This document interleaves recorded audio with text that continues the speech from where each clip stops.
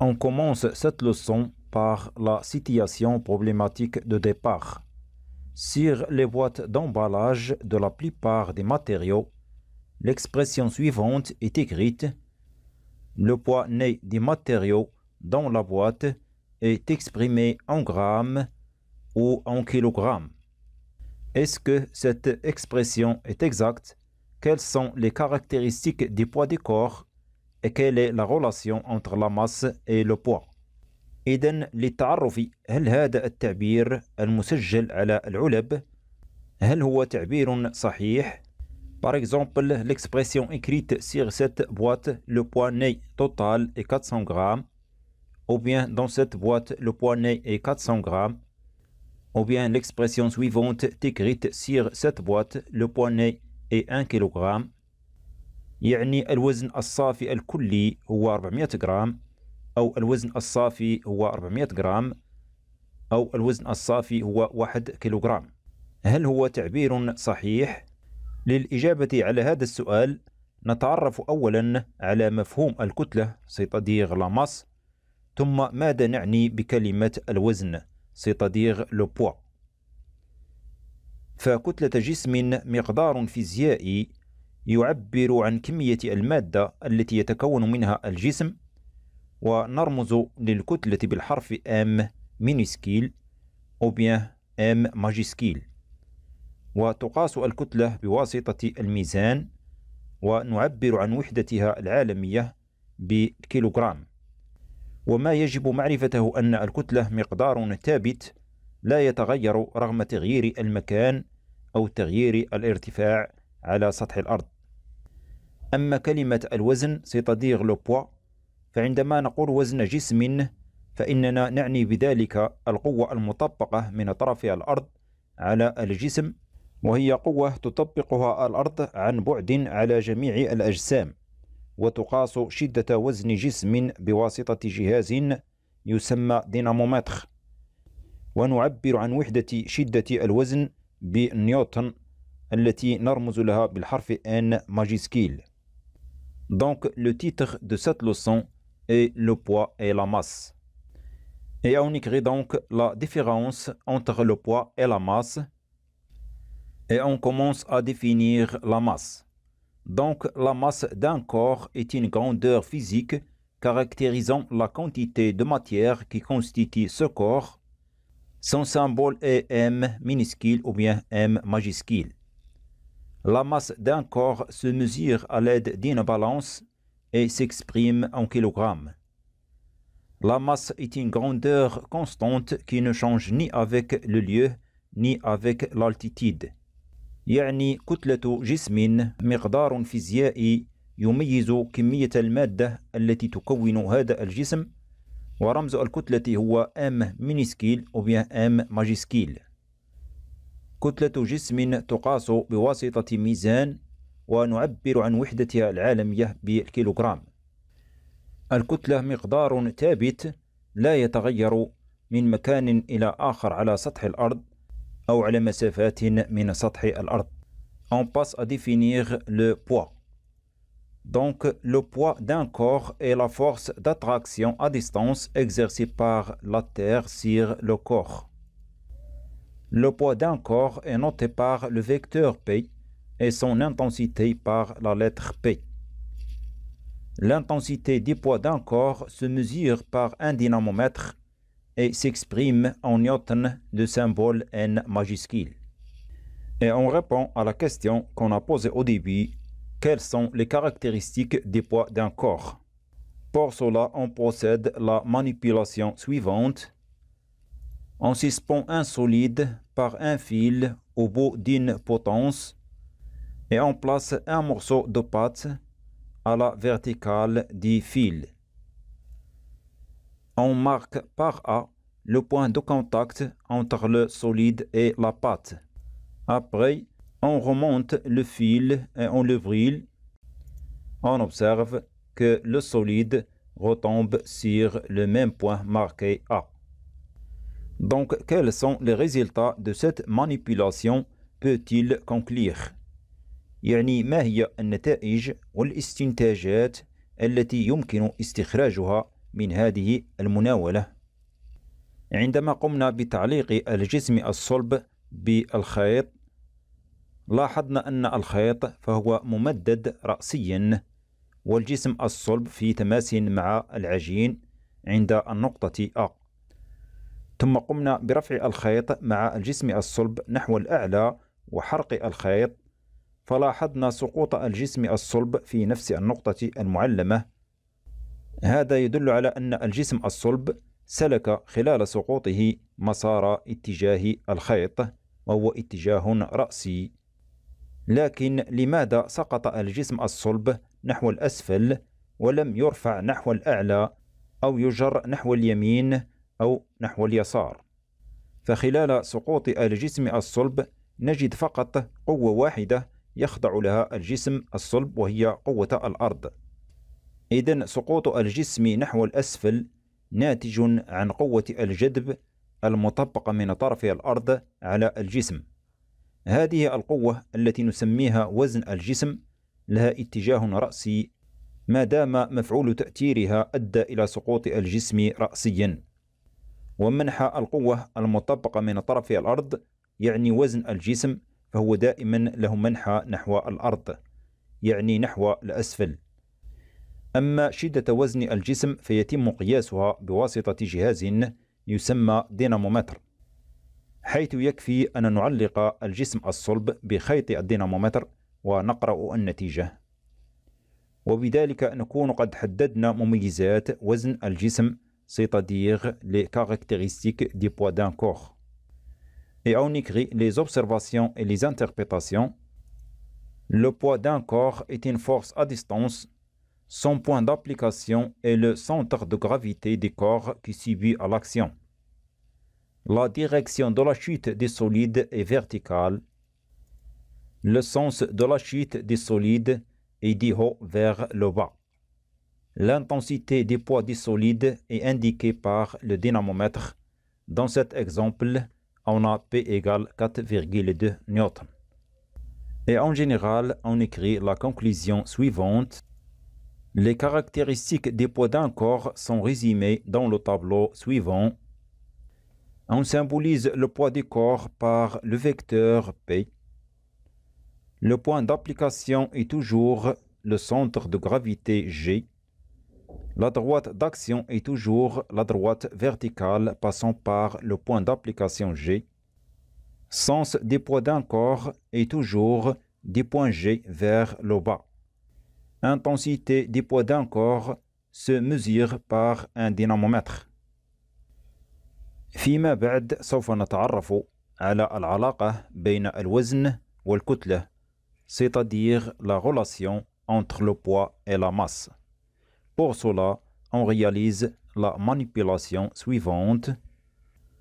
On mesure M la masse et P l'intensité des poids de différents corps, par exemple A, B, C, D et E. Puis on calcule le rapport P sur M. يعني نحضر عدة أجسام مختلفة من حيث الكتلة، مثلا الجسم A والجسم B, C, D و E. ثم نحسب النسبة P sur M، يعني خارج قسمة الوزن P على الكتلة M. إذن بالميزان نقيس الكتلة، وبالدينامومتر نقيس شدة الوزن بالنسبة لكل جسم، ثم ندون النتائج في الجدول التالي. Donc les mesures des masses des corps A, B, C, D et E donnent pour le corps A, on a trouvé 100 grammes, pour le corps B, on a trouvé une masse de 200 grammes, pour le corps C, 300 grammes, pour le corps D, 400 grammes, et pour le corps E, on a trouvé 500 grammes. Mais l'unité internationale pour la masse est le kilogramme. Donc, il faut convertir ces masses des corps A, B, C, D et E en kilogrammes. On obtient 0,1 kg pour le corps A, 0,2 kg pour le corps B, 0,3 kg pour le corps C, 0,4 kg pour le corps D et 0,5 kg pour le corps E. Et lorsqu'on a mesuré l'intensité du poids du corps A on a trouvé 0,98 newton et 1,96 newton pour le corps B. Pour le corps C, on a trouvé 2,94 newton et le corps D 3,92 newton. Et enfin, on a trouvé l'intensité du poids du corps E, 4,9 newton. Après, on calcule le rapport P sur M en newton par kilogramme. C'est-à-dire, on divise l'intensité du poids de chaque corps par sa masse. Pour le corps A, on divise 0,98 newton par 0,1 kg. On obtient 9,8 newton par kilogramme. Pour le corps B, on divise 1,86 newton par 0,2 kg. On obtient 9,8 newton par kilogramme. Pour le corps C, on divise 2,94 newton par 0,3 kg. On obtient 9,8 newton par kilogramme. De même, pour le corps D et le corps E, on obtient 9,8 newton par kilogramme et E, on trouve aussi 9,8 newton par kilogramme. إذن ماذا نلاحظ؟ نلاحظ أن النسبة P sur M تبقى ثابتة وتساوي 9,8 نيوتن بار كيلوغرام رغم اختلاف كتل الأجسام وأوزانها. إذن فماذا تمثل هذه النسبة 9,8 newton par kilogramme? Avant de répondre à cette question, on va faire la représentation graphique de P en fonction de M. Et on obtient la lyre suivante. Donc la lyre de la courbe est sous la forme d'une droite passant par l'origine des axes. Donc calculons le coefficient directeur de la droite. يعني نحسب المعامل الموجه للمستقيم. نلاحظ أن شكل المنحنى فهو عبارة على مستقيم يمر من أصل المحورين. إذن P فهي دالة خطية تتغير بدلالة M. وقد تعرفنا في الرياضيات أن الدالة الخطية تكتب على الشكل التالي P égale A fois M حيث A تمثل المعامل الموجه للمستقيم. Et on écrit la lyre de la courbe obtenue est une droite passant par l'origine des axes.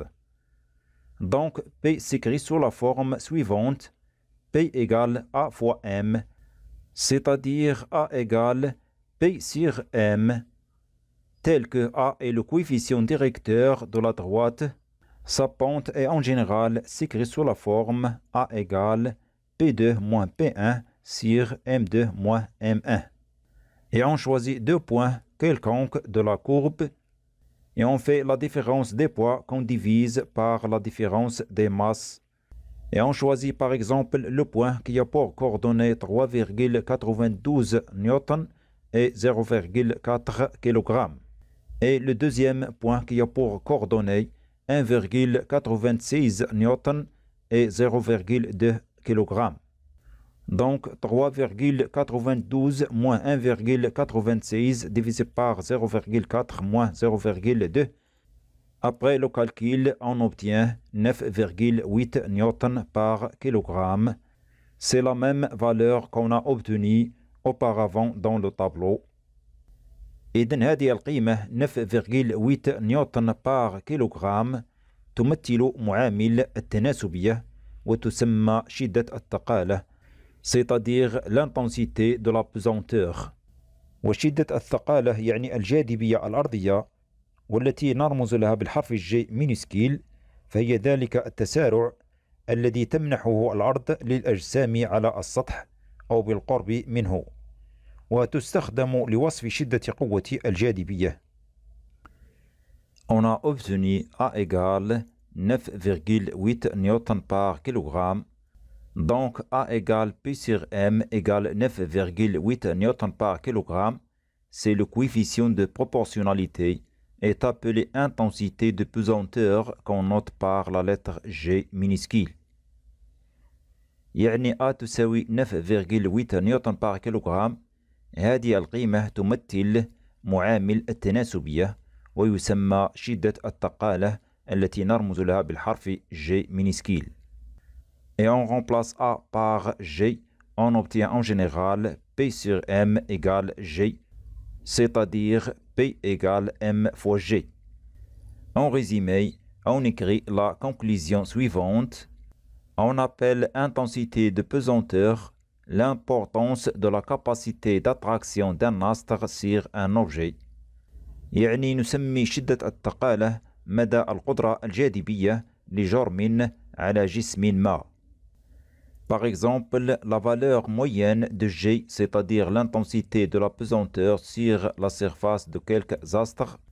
Et on prend par exemple l'astre Terre, Lune, Soleil, Mars, Jupiter, Saturne. Donc sur la surface de la Terre, l'intensité de pesanteur G est égale 9,81 newtons par kilogramme. Et sur la surface de la Lune, l'intensité de pesanteur G, c'est 1,62 newtons par kilogramme. Et ainsi de suite pour les autres astres. L'intensité de la pesanteur G varie sur la surface de la Terre selon le lieu. يعني شدة الثقالة G تتغير على سطح الأرض من مكان لآخر. Exemple, le lieu, c'est le pôle nord Paris-Rabat داخل Équateur. Donc l'intensité de la pesanteur si le lieu est le pôle nord est donc 9,83 newtons par kilogramme. Si le lieu est Rabat, l'intensité de la pesanteur est 9,80 newtons par kilogramme, et ainsi de suite pour les autres lieux. L'intensité de la pesanteur G varie selon la hauteur, elle diminue avec l'altitude. يعني شدة الثقالة G تتغير حسب الارتفاع، حيث تنخفض كلما ابتعدنا على سطح الأرض.